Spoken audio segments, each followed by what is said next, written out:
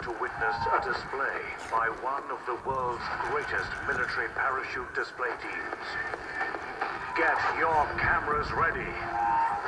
It's time for the Royal Air Force Falcons.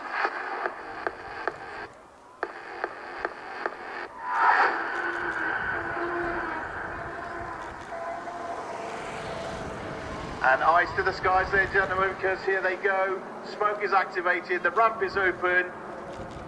They're pumping fists, they are ready to go.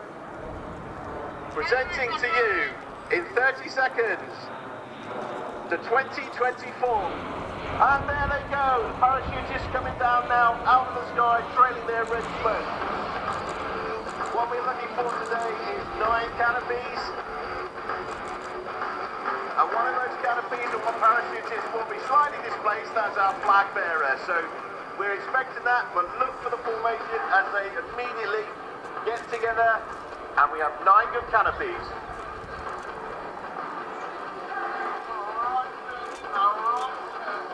So immediately into the snake formation. One parachutist lining up behind the other so they can immediately get into formation behind each other, behind the coach.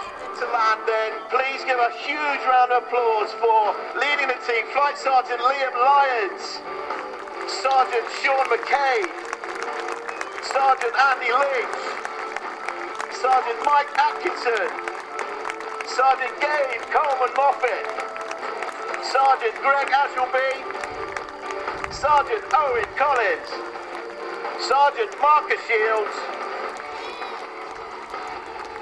and last but very not least is OC Falcons Flight Lieutenant Jennifer Littler with the Union flag.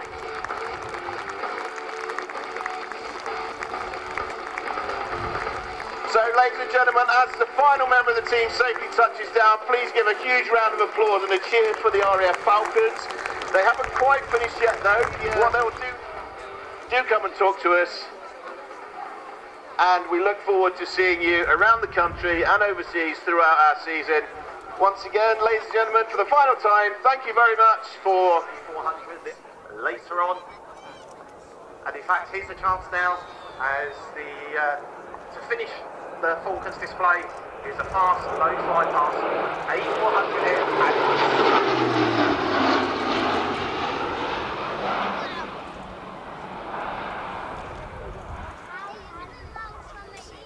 of the Westland Gazelle.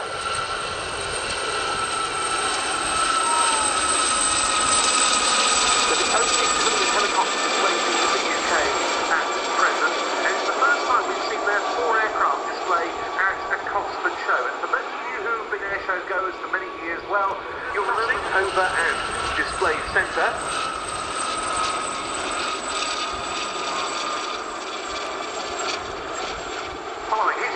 Example is the colours of number 32 Squadron, which used the Gazelle for VIP transport duties.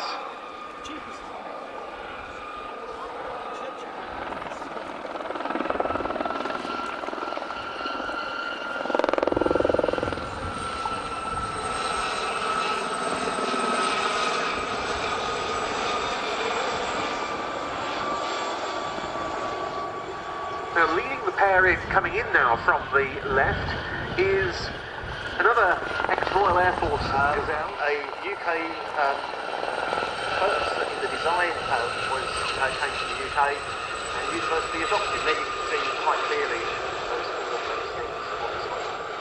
And bringing up the rear is an ex-705 Naval Air Squadron Gazelle of the Fleet Air Arm. It was 705 that provided both the Sharks and the Pussers pair display teams on the circuit for many years.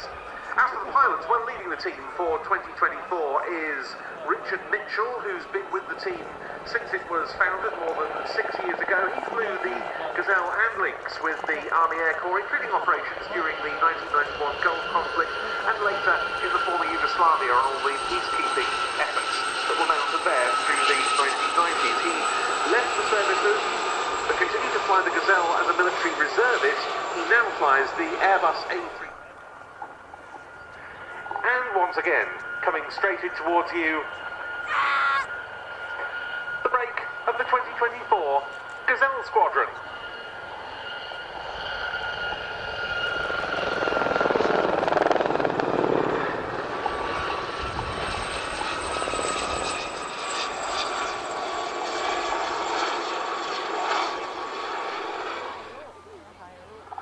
And here they come.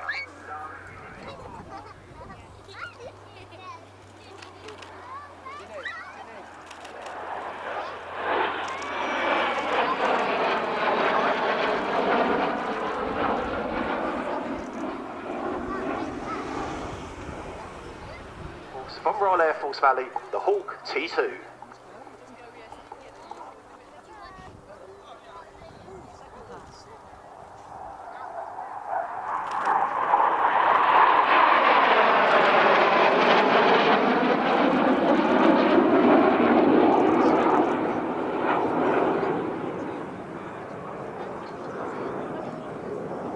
I think looks forward to seeing the Red Arrows. I know I'm very excited about it. They'll be here at 3:30 this afternoon for their full 22-minute display. Really is very exciting because it's the 60th anniversary of the Red Arrows season, their diamond season. So they're back as 9 aircraft. Great to see the Diamond 9 in their diamond season first action. The aircraft may be back to its base at Kenley, but it had been damaged so badly that it had to be returned to its manufacturer Hawker for repairs. Later on it served again with the RAF before being dispatched to the Soviet Union to continue its operational career. Running in, the Hawker Hurricane 1.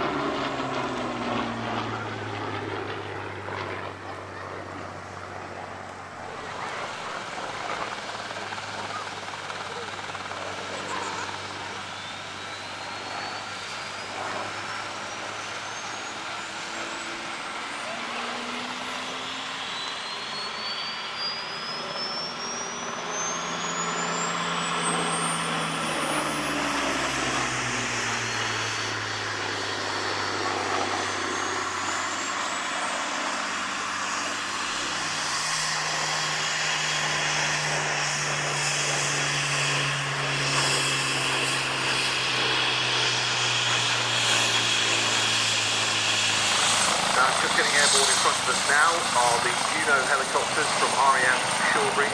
They're carrying the RAF Red Arrows aerobatic display team back to RAF Shawbury. They've been here this morning for a meet and greet at the Red Arrows stand. They're going back to RAF Shawbury where their jets are awaiting them. They'll probably have a light lunch, a pre-takeoff briefing, and they'll be out here in their Hawker Mark 1 jets for their diamond season display in Diamond 9. It's going to be fantastic to see them at 3:30 this afternoon. And Ben and Andy were talking about the Hawks that did the flypast earlier, being based at RAF Valley. The Reds were actually at RAF Valley on Friday night because they based there to actually go across to the Isle of Man PT motorbike race meeting for a full display actually over the meeting, and they did that on Friday evening, and that gives you a good idea of just how busy they are to fly him into locations ahead of the team, ready for him to do his commentaries, and that'll be exactly what will happen this afternoon. So you'll see a Juno come back with Red 10 a little bit later on.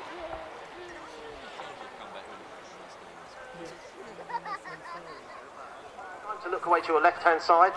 One of those extra special items we had for you this afternoon.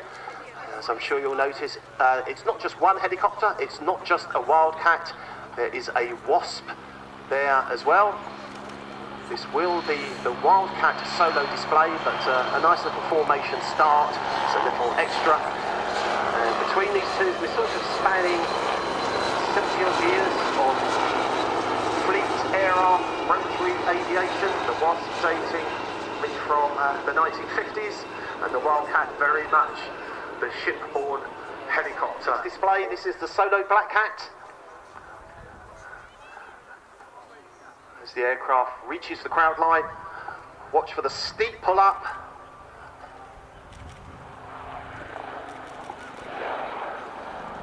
As the speed bleeds off, the aircraft will come into the hover for the first of its, I think it's fair to say, its characteristic manoeuvre. the nose over.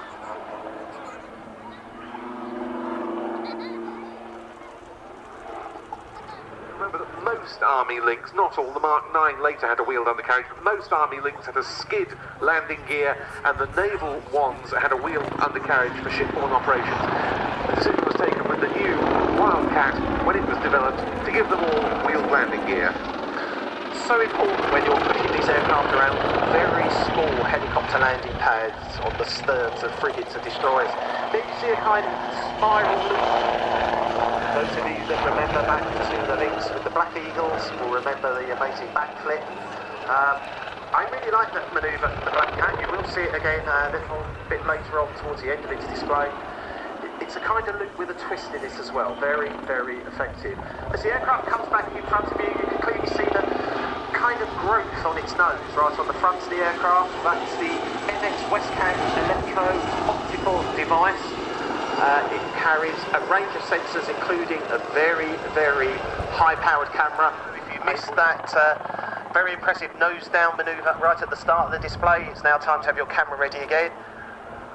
As the Lynx comes into the hover, and a big nose-down dive away. Out in the Gulf and so forth. But now the real bread and butter, the raison d'etre, is back. And here the aircraft's pulling up for another one of these kind of spiral loops. It looks like it's going to be a loop. Just a little turn over the top. Brings the aircraft back perfectly onto the A-axis. Very different machine this from the Lynx that preceded it, although there are some superficial similarities, and it originally became known as the Lynx Wildcat, now solely known as the Wildcat.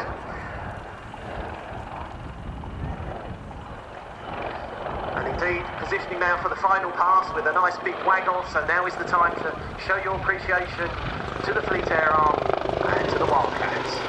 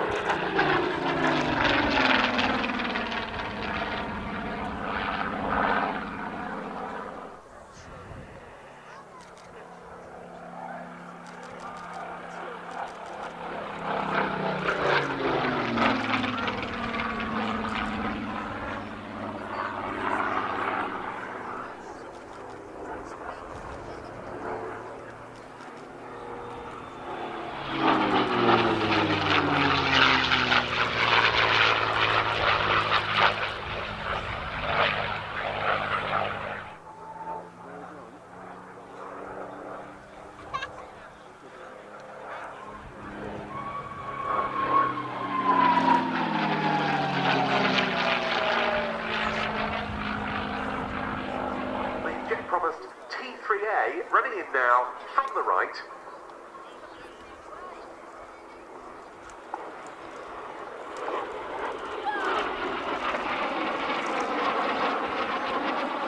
And one of the main changes that they made as the design evolved was to replace that hugely stalky. The avionics were upgraded on this compared with the standard Mark III, and these started to be used for the training of direct entry pilots. Which means a direct entrant from school, doesn't it? Indeed it does, yes indeed. Now you mentioned the engine, the Viper. Of course that engine has an interesting background. It was originally designed basically to be disposable.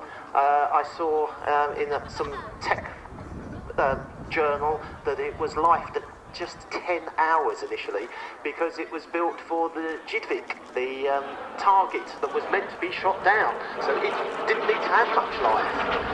And the engine did take quite a bit of reworking. It had a need for a new patrol bomber to counter potential Japanese threats in the Pacific. This was initially a pure flying boat. It hasn't always been an amphibian, this design, but we see it here in amphibious guise, getting airborne the consolidated PBY-5A Catalina.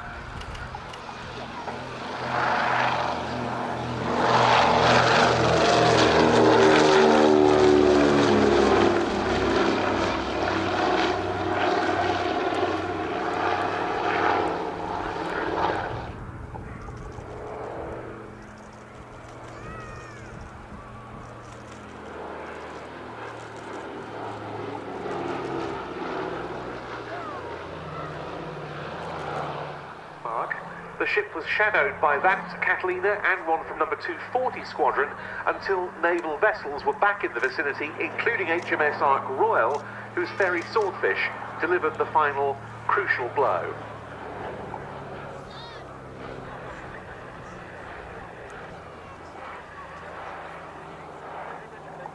May 1945, so just one day before VE Day.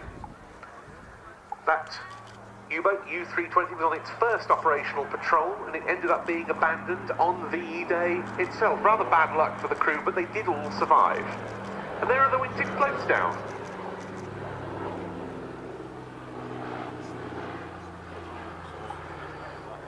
Plain sailing at Duxford.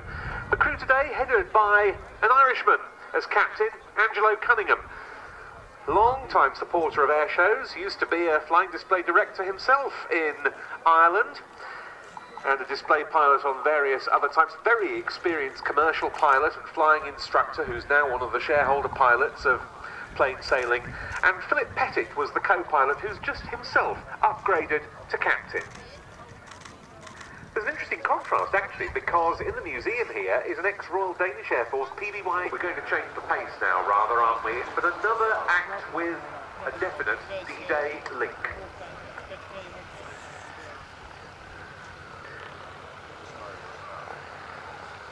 Yes, indeed, the next item. And if you do have some young ones with you, perhaps just bring them a little bit closer. This will be the first of the very loud pilots to fly the Typhoon. Look right. Royal Air Force Typhoon.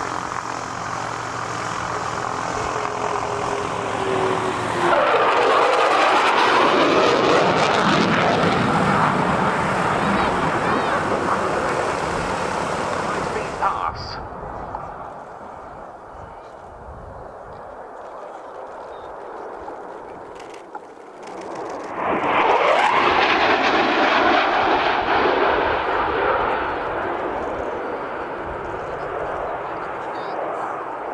See the water vapour spilling off the wings there as turbo pulls just about 9G in a very tight turn.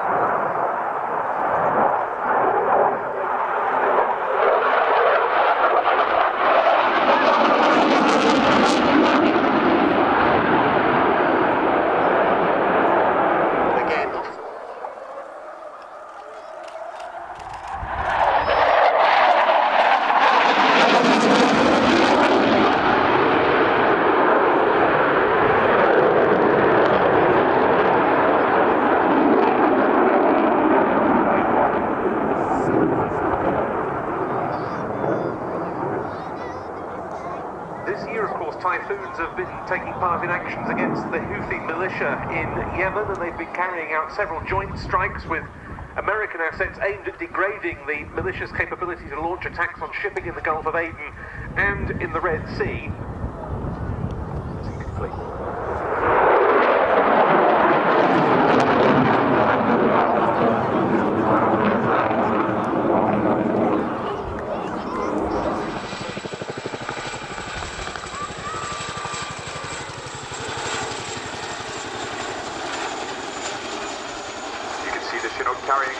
fuel gun on one of its 3 underslung load hooks.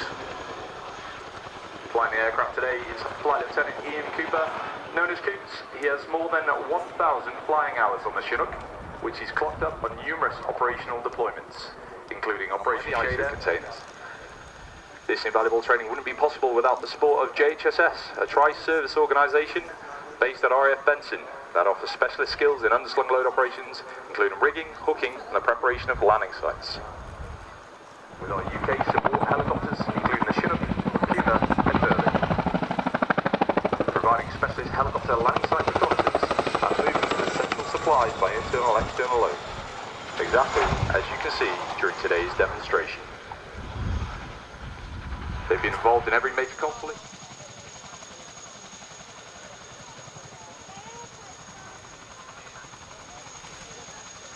With the cargo safely dispatched, the aircraft will conduct a high-performance departure.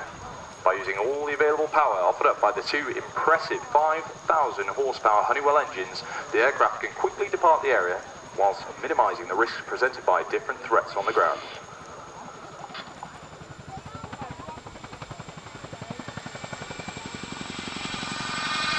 As the aircraft repositions, we'd like to express our gratitude to Major Alex and his team from JHSS for supporting today's role demonstration. The team have worked hard to deliver an impressive display of their capabilities. The Chinook will now demonstrate a nose-down village all day today, where we've got a big team who are ready to answer all of your questions. On behalf of myself and the team, thank you so much for watching our display. We hope you enjoyed the rest of the day here at Cosford and look forward to seeing you all again very soon. So for one last time, please put your hands together for the 2024 Chinook roll demonstration.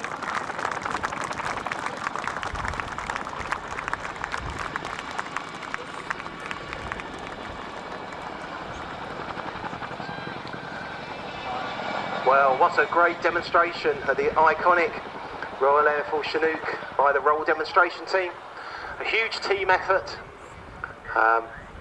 Not just those involved with the aircraft, but of course all the ground troops. Damage that was sustained following a burst tyre, an entirely new wing. Obviously, this isn't the work of a moment to arrange and install. And Jeff was telling me that they managed to find a suitable donor from the wonderful little... No, that's totally the wrong word. The wonderful and certainly not little Boston Down Aviation airframe had been grounded. The wing was, however, found suitable as a donor for this. A deal was done, and as a result, this aircraft is now back on the circuit. And Jeff's very, very grateful to those, not least Boston Down Aviation Collection, who made that happen. Isn't that marvellous? That's such a great story.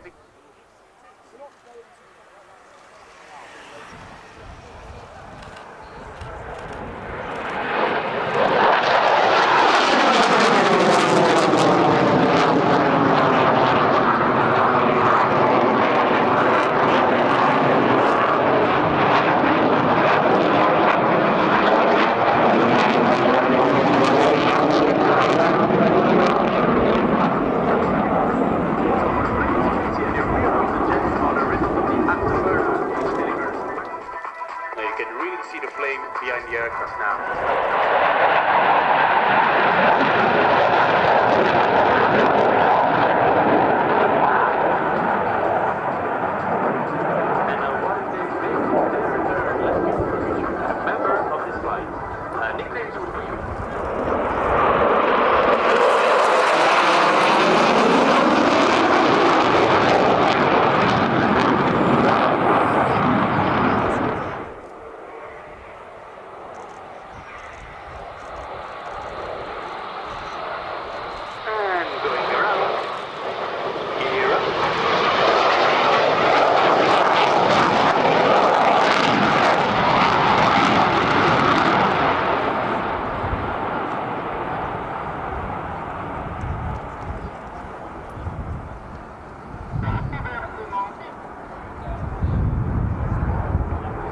From the right, high-speed pass.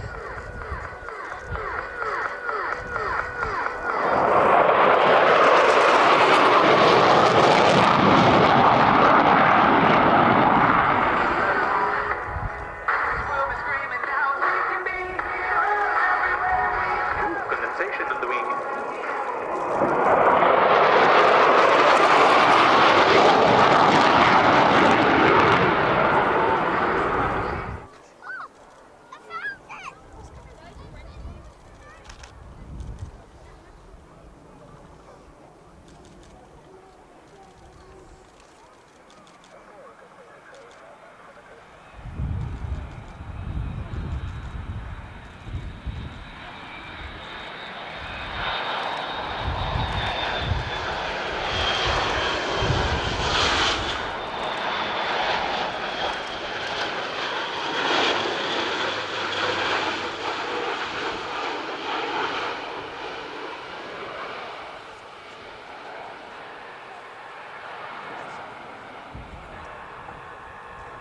A glorious sight indeed. The two aircraft now heading south, heading back towards RAF Prize North, their home base. In RAF service, this is a tactical and strategic airlift aircraft operated by 2 pilots and 1 weapons systems operator. Has the ability to carry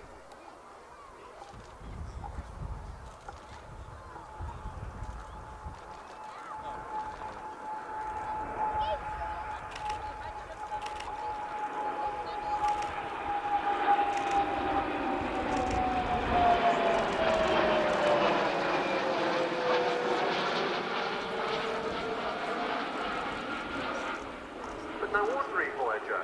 You'll note it's the one known as Vespina, which was refurbished.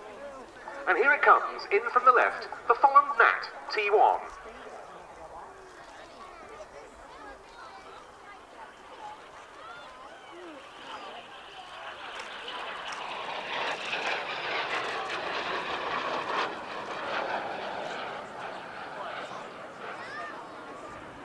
See on this aircraft that it's not an all-over yellow colour scheme, because the dark coloured tail fin denotes the fact that this is painted to represent the team leader's aeroplane.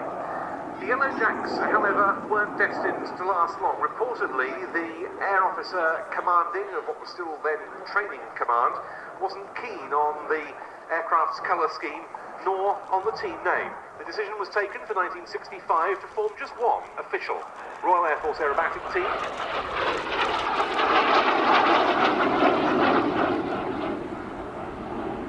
Prior to that, very precise, all the sort of qualities that turned the red arrows into the stuff of legend.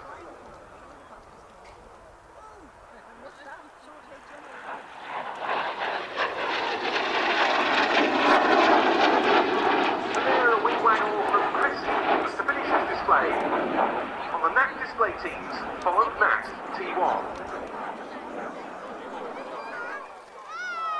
Cosford, please put your hands together for the 2024 Royal Air Force Aerobatic Team. It's the Red Arrows!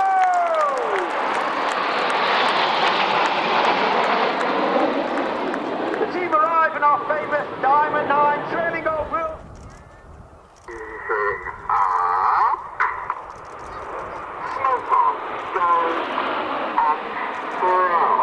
And also the team would like to dedicate the Spitfire role to our friend and colleague, Squadron Mark Long, who tragically lost his life 2 weeks ago in the Spitfire crash.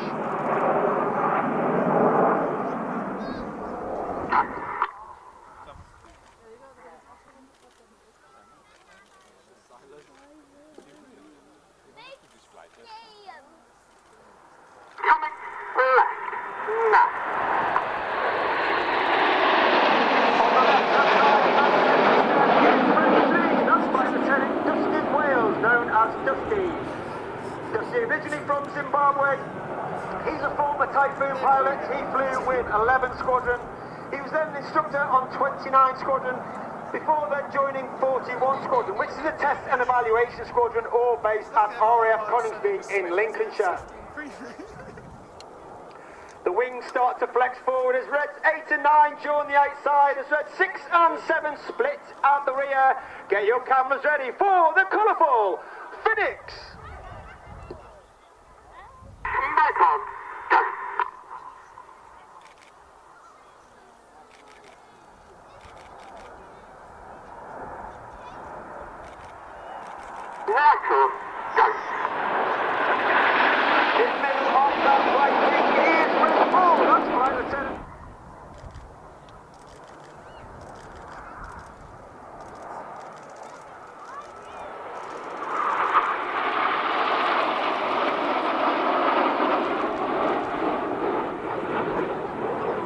The Red Arrows flew the Gnat right the way up until 1980, with right to the left. He lined up with the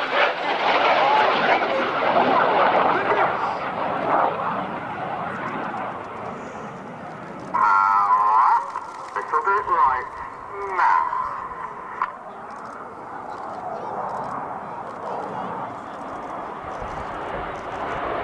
And you can see Ian is now going off to your left-hand side, showing our world famous red, white, and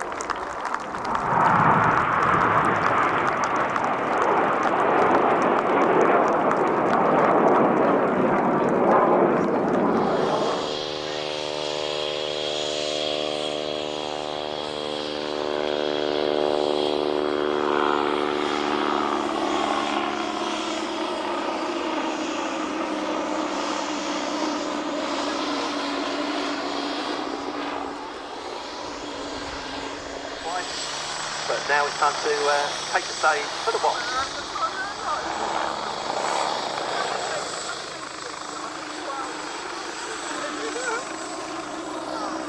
And straight away the most striking feature of this aircraft is that quite long spindly undercarriage, for a very good reason. You operate from very small helicopter landing pads on the ship. Very well undercarriage to take the occasional hard landing. And then there are car steering wheels, a bit like a shopping trolley, but hopefully a little bit better to enable the aircraft to be manoeuvred both under its own power and by manpower, literally muckled around all flight decks. It may look like a pit special, it's a very special pit special. This is Rick Goodwin, this is his muscle biplane.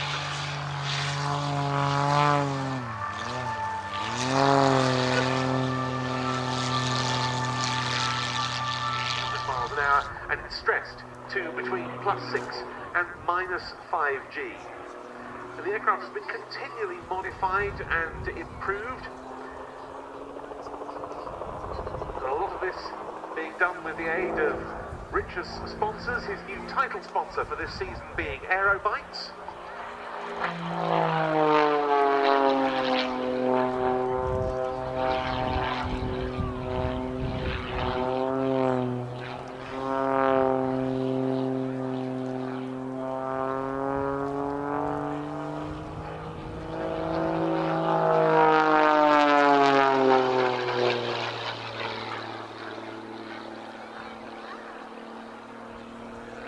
Of course, while it's just one man in the cockpit, it is very much a team effort, and the work done.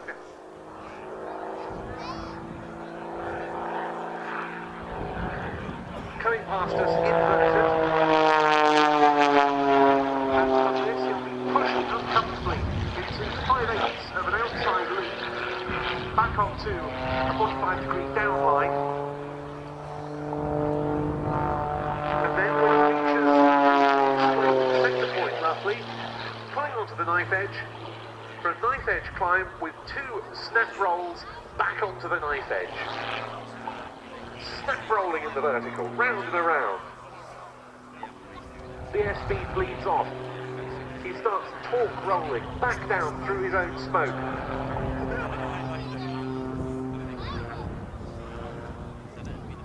Putting on the power once again and diving away off to our left. Service in mid-1941. Its experiences with the aeroplane were disastrous.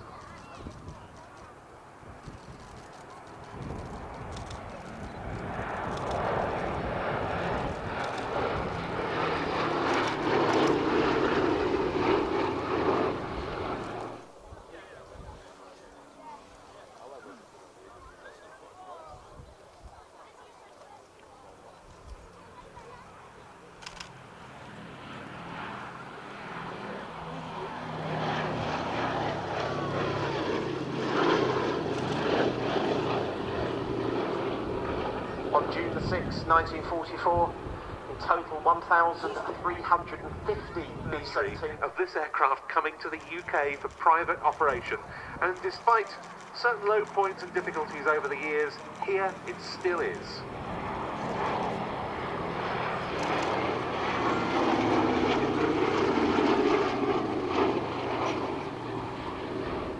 Smoke will be put on 2 engines to simulate the shot-up condition in which so many B-17s returned from their wartime sorties. Final run, the B-17G Flying Fortress, Sally B.